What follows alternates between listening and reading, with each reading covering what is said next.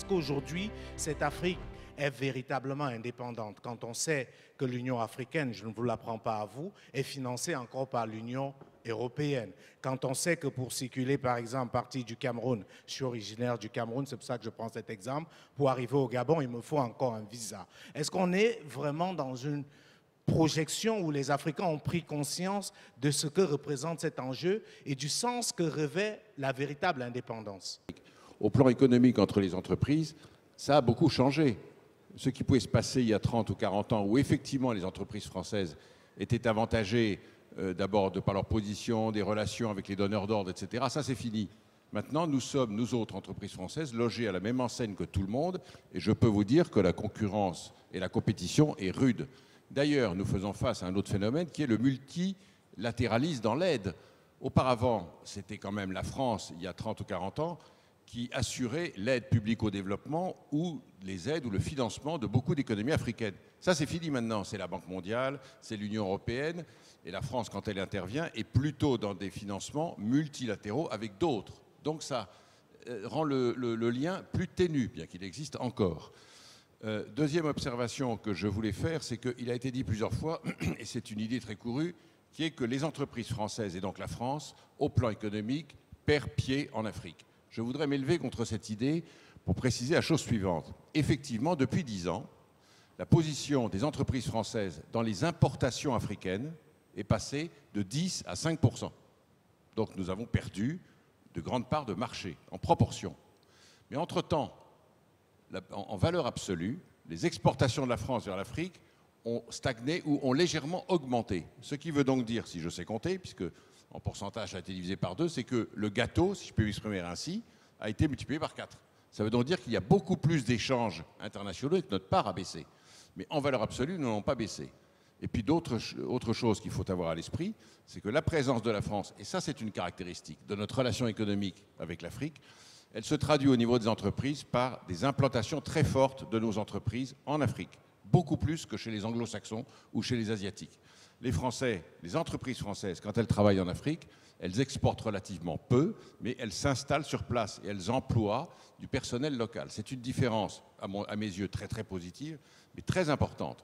Savez-vous que, par exemple, nous autres, entreprises françaises, nous employons à peu près 500 000 personnes en Afrique, avec nos 150 entreprises. Eh bien, nous avons moins de 1% d'expatriés. Il y a d'autres pays ou d'autres régions du monde, que je ne citerai pas, mais qu'on peut imaginer, où ça ne se passe pas exactement la même chose. Non, je voudrais dire deux choses. C'est que la nature du partenariat dépend beaucoup des rapports de force. Et je crois que comme nous sommes conviés à un exercice de vérité, nous devons à la vérité de reconnaître que nous, dirigeants africains, nous ne sommes pas exemplaires. Je crois que nous devons le reconnaître humblement. Dans notre comportement, on n'a pas toujours l'impression que nous sommes les porte-parole de nos populations. On n'a pas toujours l'impression que nous voulons rendre compte à nos populations. Et je crois que tant que nous n'aurons pas l'humilité de faire ce travail qu'on pourrait qualifier de réflexif, ce travail introspectif, pour nous demander si nous sommes à la hauteur des temps qui arrivent, qui ne seront pas des temps faciles. Nous passerons beaucoup de temps à essayer de trouver des adversaires qui n'en sont pas. Et je crois que de ce point de vue, nous devons travailler sur la question de la légitimité des porte-paroles en Afrique. Deuxième chose, et ça c'est l'amoureux de l'Afrique de l'Ouest qui vous parle. Moi, mon épouse est malienne. J'ai vécu 3 ans au Sénégal, 5 ans au Mali, 3 ans au Burkina Faso. Je suis togolais. Le principe d'intangibilité des frontières issues de la colonisation, je crois qu'on arrive à ses limites. Parce que quand vous prenez les menaces sécuritaires en Afrique de l'Ouest aujourd'hui, la piraterie maritime, les menaces qui viennent du Sahel, on se rend compte que nos États seuls ne pourront pas s'en sortir. Il faut plus d'intégration et d'intégration politique. Je crois aux vertus du fédéralisme, c'est-à-dire que paradoxalement, l'idée de l'Afrique occidentale française n'a pas donné tout ce qu'elle aurait pu donner ou tout ce qu'elle aurait dû donner. Nous avons jeté le bébé avec l'eau du bain. C'est-à-dire que le fait d'avoir voulu l'indépendance n'aurait pas dû engendrer le morcellement des États. Nous aurions dû garder cet espace et en faire quelque chose de viable. Et je crois que nous aurions été beaucoup plus forts dans les négociations à l'heure actuelle avec le reste du monde. 13 000 milliards des États africains domiciliés à la Banque de France. On n'a plus de souveraineté monétaire. On est tous d'accord.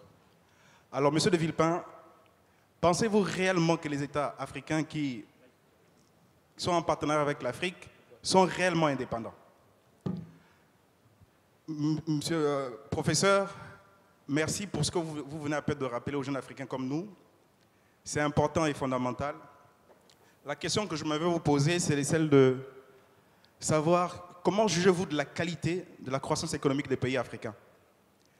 Et si on n'a pas ce trésor de guerre de 13 000 milliards, pensez-vous que nous pouvons aller vers l'émergence dont vous avez rappelé? J'en ai fini. Vous pourriez être né à Romorantin et tenir le même discours, vous remplacez le franc CFA par l'euro et vous arrivez au même raisonnement. Est-ce que la France est indépendante quand les décisions sont prises à Bruxelles? Est-ce que la France est indépendante quand c'est la BCE qui trace, la Banque Centrale Européenne, qui trace le devenir? C'est la question que posent tous les jours un certain nombre de nos compatriotes. La réponse, vous l'avez aussi dans les mains. Il y a un certain nombre de réalités financières. Si vous permettez, je voudrais juste peut-être repréciser sa question. La différence peut-être, c'est que la France a choisi l'euro. La France a choisi d'entrer dans l'euro. Ce qui n'est pas le cas pour le franc CFA. Pas trop fort. Votre réponse est rapide.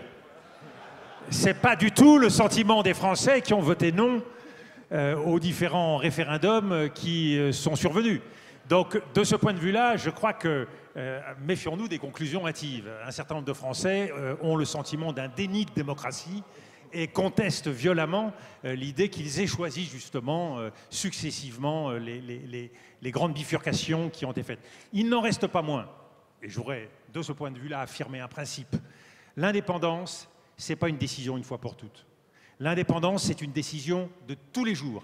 Ça se gagne tous les jours et chacun d'entre nous, comme citoyens, ce forum en est la preuve, chacun d'entre nous a l'occasion dans sa vie et autour de lui de faire bouger les choses. Vous savez, l'idée qui consiste à regarder le cocotier et à dire « Mon Dieu, ce cocotier me fait de l'ombre », il n'y a qu'à bouger. Il n'y a qu'à se déplacer et on a un peu moins d'ombre. Donc l'avenir est dans nos mains, on prend les décisions, on arrête de se plaindre et on fait bouger les lignes. Non, je crois que la réponse est dans la question. Les accords que nous avons avec la France par rapport au franc CFA disent la chose suivante. Si vous couvrez à 20% l'émission monétaire, vous avez la garantie de la parité fixe entre l'euro et le CFA. À l'heure actuelle, nous couvrons à 90%. Okay. Donc la question, elle n'est pas au niveau de la France, j'insiste là-dessus. François Hollande, en octobre 2012, à Dakar, a dit publiquement, c'est un discours que tout le monde peut retrouver, il a dit « Je souhaiterais que les dirigeants africains utilisent de façon plus active les réserves de change dont ils disposent au Trésor français pour financer la croissance et le développement. » Donc il n'y a pas de voix plus officielle que celle du chef de l'État français. Pourquoi nos chefs d'État ne se saisissent pas du dossier? C'est la question. C'est pour ça que je parle de servitude volontaire. Parce que si je suis un assuré, mon assureur me dit, si tu donnes 20, je te garantis 100, et que je dépose 90 en termes de coût d'opportunité, ça veut dire qu'il y a un problème. Donc la question, il faut qu'on la pose à nos chefs d'État. Pourquoi est-ce qu'ils n'utilisent pas les réserves de change excédentaires qui sont logées auprès du Trésor à Paris et que dans le même temps, ils vont supplier les agences internationales d'aide pour emprunter à des taux d'intérêt qui sont des taux d'intérêt de nature usuraire. Bon. Donc, la question, elle est là, c'est la question de la servitude volontaire. Sur la qualité de la croissance, je vais aller très vite, c'est le débat de ce matin. Il y a 3 choses que nous pouvons dire. Première chose, la croissance africaine n'est pas solide, elle est fondée sur l'exportation des matières premières et les aléas climatiques. Quand il ne pleut pas au Togo, notre croissance chute. Quand il pleut, la croissance augmente. Bon, 55 ans après les indépendances, nous n'avons toujours pas la maîtrise de l'eau. C'est un problème. Deuxième chose, cette croissance ne crée pas d'emplois parce que c'est dans la transformation des matières premières qu'on crée et la valeur ajoutée et les emplois. Et comme c'est une croissance primaire, c'est normal qu'elle ne crée pas d'emplois. Troisième chose, les secteurs à fort potentiel de croissance ne sont pas les secteurs où vous avez forcément le plus de main-d'œuvre. Ce sont des secteurs à forte intensité capitalistique, comme les mines. C'est pour ça qu'on ne crée pas d'emplois non plus. Et donc, quand vous rajoutez ces trois éléments, vous voyez tout de suite la marche qui est la nôtre, la question de la transformation structurelle de nos économies. Mais il ne suffit pas de dire simplement Gabon émergent ou Togo émergent. Il ne suffit pas de le dire. Il faut en tirer les implications du point de vue de la cohérence des politiques publiques. Ce matin, j'ai entendu tout le monde dire qu'il faut transformer nos matières premières. Mais nous, dans l'UMOA, nous l'avons dit sur le coton. En 2003, on a dit on ne transforme que 3% de la fibre du coton. En 2010, on va transformer 25%. On est en 2015, on transforme toujours 3%. Mais qu'est-ce qui s'est passé entre-temps? Nous avons fait le désarmement tarifaire. Ce sont les textiles chinois qui ont liquidé les usines textiles en Afrique de l'Ouest, en plus de la mauvaise gouvernance des patrons de ces usines textiles. Donc vous voyez, on ne peut pas avoir le beurre et l'argent du beurre. On ne peut pas dire on veut transformer structurellement l'économie et faire du désarmement tarifaire et espérer être compétitif avec la monnaie la plus forte du monde, qui est le franc CFA. Moi, je veux affirmer ici avec force que pour financer le développement de l'Afrique, ça n'est pas l'argent qui manque, c'est plutôt la qualité des projets et les bons projets. Faisons déjà des bons projets, l'argent on l'aura. Les bailleurs de fonds en ont plein. Et je peux vous dire qu'ils sont plutôt à la recherche de bons projets pour dépenser leur argent. Les banques africaines, le système bancaire africain, comme vous le savez tous, est cash riche. Il y a de l'argent dans les banques africaines. Et enfin, j'en profite, parce qu'on parle de la relation entre la France et l'Europe et l'Afrique, pour citer un mot qui n'a pas encore été prononcé, c'est que la diaspora de l'argent, la diaspora africaine en Afrique, savez-vous qu'elle envoie, la diaspora africaine en Europe, envoie en Afrique tous les ans 60 milliards d'euros. 60 milliards d'euros, ce qui est beaucoup plus que les 10 000 ou les 13 000 milliards de francs CFA qu'il y a placés au Trésor français. Donc ne nous trompons pas de combat. Je sais que c'est un problème évidemment de nature politique que vous avez posé, mais en tout cas, au plan technique, il y a de l'argent pour financer le développement. Je suis Serge Folipo, activiste togolais vivant au Gabon. Donc ma question est dirigée à Monsieur le ministre. Monsieur le ministre, vous étiez ministre. Qu'est-ce que vous avez donné comme conseil au président Faure après le discours de M. François Hollande? Parce qu'on a comme l'impression que quand vous êtes dans le gouvernement, ben, vous n'agissez pas, mais quand on vous chasse des gouvernements, là vous devenez des beaux parleurs. Et à M. Dominique de Villepin, vous venez d'évoquer un problème tout à l'heure. Vous avez voté en France. Les Français ont voté, la majorité l'a remporté, donc ils sont entrés dans l'euro. Nous, en Afrique, nous n'avons même pas eu l'opportunité de voter, c'est-à-dire nos parents. Aujourd'hui, nous sommes jeunes. Le Burkina nous a donné l'exemple. La jeunesse burkinabé aujourd'hui a donné l'exemple à toute l'Afrique. Vous avez aussi parlé de quelque chose, voilà, et la leçon que j'ai tirée dedans. Si nous bougeons, nous, jeunes Africains, nous pensons que nous allons changer la relation France-Afrique. Je suis Isidore Mbalangoy, fonctionnaire gabonais. Voilà. Alors, Monsieur de Villepin, que répondez-vous à ceux qui pensent que parce que l'Asie aurait connu une percée économique en Afrique et que le rôle de la France, c'est celui maintenant actuellement de morceler l'Afrique, de diviser les pays entre eux et de les opposer pour mieux les contrôler. Et à Monsieur le ministre, c'est une proposition.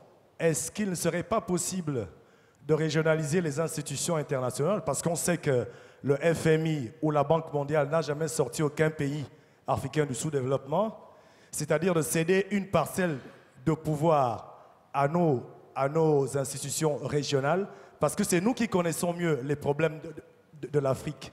La Banque mondiale et le FMI ne savent rien de l'Afrique, parce que M. de Villepin disait tout à l'heure qu'il n'est pas spécialiste du franc CFA, mais on a bien vu des émissaires européens, occidentaux défiler ici, faire 3-4 jours à l'hôtel intercontinental et dire qu'ils sont désormais des spécialistes de l'Afrique. Voilà, M. de Villepin. Je voulais m'adresser surtout à M. Étienne Giraud. À propos du partenariat entre la France et le Gabon, vous dites que nous devions nous tourner vers l'avenir et peut-être oublier le passé. Mais moi, je pense que s'il faudrait qu'aujourd'hui le Gabon ou l'Afrique et la France veulent regarder vers un avenir, je pense qu'il faudrait aussi jeter un coup d'œil dans le passé et tirer certaines leçons du passé. Aujourd'hui, avec la colonisation et tout ce que la France a fait dans nos pays, on n'a pas vu jusqu'ici, après 55 ans, on n'a pas vu une grosse évolution entre les collaborations entre les pays francophones et la France et les pays africains. Ce qui est différent, par exemple, avec des pays qui ont été colonisés par les pays anglo-saxons. On a le Nigeria, l'Afrique du Sud et le Rwanda aujourd'hui qui connaît une croissance à tout casser. Donc, s'il faut aussi, pour prendre les termes de M. de Villepin, s'il faut avoir peur de l'arrivée des Chinois en Afrique, ben c'est normal qu'il faut avoir peur parce que les Chinois sont rentrés en Afrique avec du pragmatisme. Ils ont construit des immeubles. Aujourd'hui, ils prennent beaucoup de projets et ils ne font pas d'éléphants blancs, ce qui n'était pas le cas dans la colonisation. OK. Et voilà, pardon, en fait, vu que vous m'avez coupé, j'ai un peu perdu. Je suis désolé, mais il faut vous poser une question. Et pour aller vers l'avenir avec beaucoup d'affection, Monsieur Étienne Giraud, comme vous avez dit, il y a beaucoup d'affection entre l'Afrique et la France. On a plus l'impression que l'Afrique a de l'affection pour la France, mais que la France ne nous la rend pas bien. Est-ce que vous pensez que cet attelage est un attelage bien assorti pour l'avenir de l'Afrique ? La question, c'était de savoir, puisque vous avez parlé tantôt d'avoir peur de la Chine, est-ce qu'il n'y a pas une différence avec l'approche chinoise? Est-ce que ce n'est pas l'approche chinoise qui a fait la différence vis-à-vis de la France? Parce qu'il disait que selon lui, la Chine, elle est plus pragmatique. Pas de malentendu. Je ne pense pas personnellement qu'il faille le moins du monde avoir peur de la Chine. Je pense que la Chine a eu un parti pris de participation au développement de l'Afrique qui a rencontré et qui rencontre aujourd'hui des limites. Et qu'il faut saisir cette opportunité historique d'en transformer l'intérêt de la Chine pour l'Afrique et en même temps de transformer les moyens d'action de l'Europe pour l'Afrique. Et que de ce point de vue-là, nous pouvons faire beaucoup de choses ensemble. Donc je crois qu'il ne faut absolument pas avoir peur du fait qu'il y a plus d'intervenants en Afrique, que les États-Unis, que l'Amérique latine, un pays comme le Brésil, veuillent développer leurs relations avec l'Afrique. C'est l'intérêt de tous.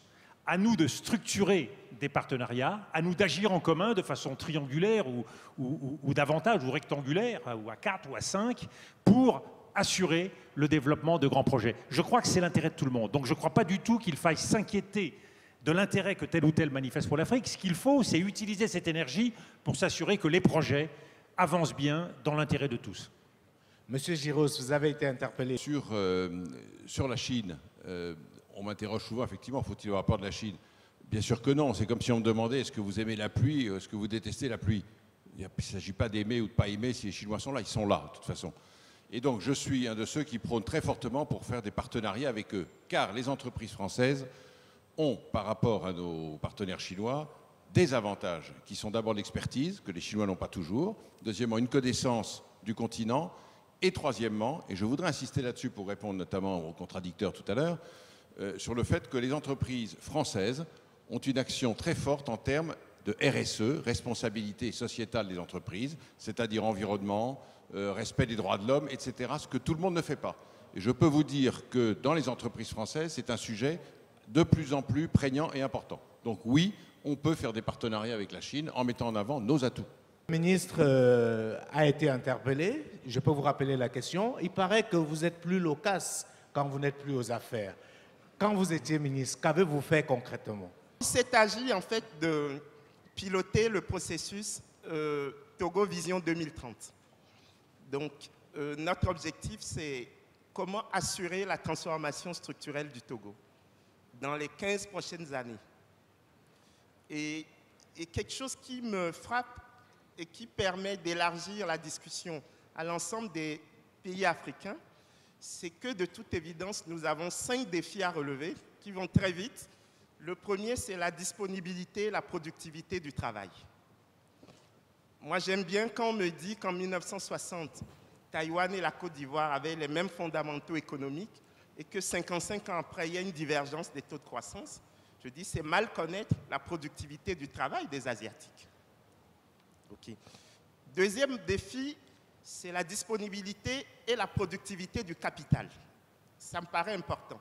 Et je crois que tout le travail sur les infrastructures qui se fait à l'heure actuelle va dans le bon sens. Troisième défi, c'est la capacité de nos sociétés à innover. Et c'est pour ça que je suis heureux quand on récompense les jeunes inventeurs africains qui font un travail tout à fait remarquable. Je crois qu'une société qui veut réussir doit promouvoir ses talents, ses génies et l'innovation. Quatrième défi, nous en avons parlé, c'est la nature des institutions et la qualité de la gouvernance. Je crois que si nous passons notre temps à discuter de la couleur des urnes, savoir s'il faut des bulletins uniques ou autant de bulletins que de candidats, si nous passons notre temps à faire des élections présidentielles tous les 6 mois, parce que ça, vous savez qu'en Afrique de l'Ouest, nous avons 3 élections présidentielles dans le mois qui vient.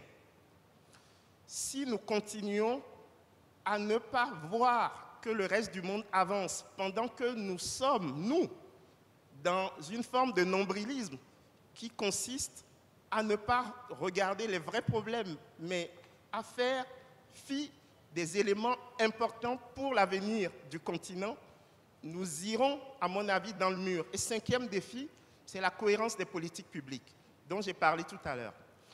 Tout ça pour dire quoi? Pour dire que l'Afrique est à la croisée des chemins.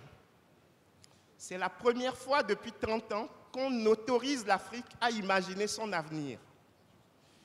Pendant le consensus de Washington, nous n'avions pas le choix. Mais aujourd'hui, nous avons le choix et je crois que votre devoir pour les jeunes, pour les plus jeunes, notre devoir pour nous qui sommes moins jeunes, c'est de faire ensemble que nous puissions construire avec le reste du monde. Et à mon avis, nous avons là 3 défis sur le partenariat. Premier défi, il faut que le partenariat serve de passerelle.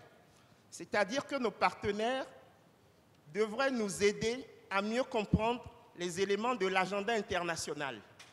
Changement climatique, problème de l'énergie et autres.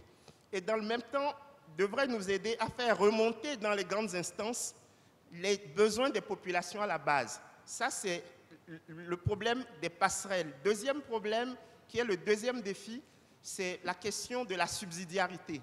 Je crois que le partenariat devrait jouer la carte de la complémentarité et non de la substituabilité. Ce que nous savons déjà faire, nous n'avons plus besoin qu'on le fasse à notre place. Identifions là où nous avons vraiment besoin de partenariat et avançons là-dessus. Et dernier point, c'est la question de la résilience. Ce que j'ai observé comme ministre pendant 2 ans, honnêtement, c'est la dictature des urgences. Vous n'avez pas la possibilité de réfléchir. Vous êtes dans l'urgence en permanence. Ça veut dire que si nous n'avons pas, nous, Africains, des penseurs, des policy think tanks, des gens qui construisent l'avenir et qui aident les décideurs à faire les bons choix, nous serons toujours des importateurs, non pas de machines-outils, mais des idées. Or, les idées sont contextualisées. Et donc, nous avons ce devoir, nous, Africains, de produire des idées contextualisées et de voir le mécanisme qui va nous permettre de mettre tout ceci en place. Et c'est pour ça, je finirai là-dessus, que j'ai dit au chef de l'État togolais, quand il m'a demandé de faire la vision Togo 2030, je lui ai dit, Monsieur le Président, je ne veux pas de grandes compagnies de consultants internationaux, les McKinsey et autres. Je dis, nous, Togolais, nous allons travailler sur la vision du Togo. Le produit que nous allons vous rendre, il sera peut-être pas bien fait, il n'aura peut-être pas la bonne cosmétique, il sera certainement pas très joli, mais au moins vous serez sûr que c'est la vision des Togolais. Monsieur Essobé, s'il vous plaît. Je voudrais que l'on retienne dans la mise en place de nos partenariats, que ce soit avec la France, que ce soit avec l'Europe, les problèmes d'éducation et de formation. J'ai entendu dire tout à l'heure par mon collègue qu'il voulait, dans la course vers l'émergence, à la recherche de l'émergence, que ce soit les Togolais qui conduisent cette course, qui mènent ce combat. Je crois que c'est une volonté commune à tous les États, à tous les Africains. Et au Gabon, des efforts sont faits dans ce sens, mais il faut pouvoir les compléter. Et je crois que dans les partenariats que nous voulons mettre en place, le partenariat nouveau avec la France, avec l'Europe, les problèmes d'éducation, les problèmes de formation doivent occuper une place particulièrement importante. Parce que la plus grande des richesses, c'est l'homme. Et je crois que pour nous qui intervenons à ce niveau, de voir autant de jeunes, de voir les questions qu'ils nous posent, c'est que nous avons un avenir d'hommes sur lequel nous pouvons compter. Si vous dites que les gouvernants gèrent mal, c'est parce que depuis les 55 ans jusqu'à aujourd'hui, c'est cette même République française et ses dirigeants qui font en sorte que ces mêmes mauvais gérants soient toujours là, parce que ça a leur profit. Je crois vraiment, et je suis sincère, que le problème, ce n'est pas Paris. Le problème, c'est nous-mêmes. Monsieur Fokam disait, en fait, c'est un terme qui est creux. Monsieur Fokam, c'est justement le concepteur de Afriland First Bank et le créateur aussi de Vox Africa, si j'ai bonne mémoire. Et pourquoi tous ces pays africains ont ce concept-là? Et quand vous parlez la langue d'autrui, vous pensez dans la langue d'autrui, vous mangez en utilisant la langue d'autrui, il devient difficile d'évacuer ce que Jundomché a appelé le complexe. Chacun, quand il veut négocier quelque chose avec un président, il va créer son micro-parti. Pour aller négocier, il devient ministre ou bien il devient député. Pour sa propre maison. Comme ça, on veut quel développement? Je vous demande si vous êtes vraiment sûr, s'il ne faut pas aller nettoyer la base.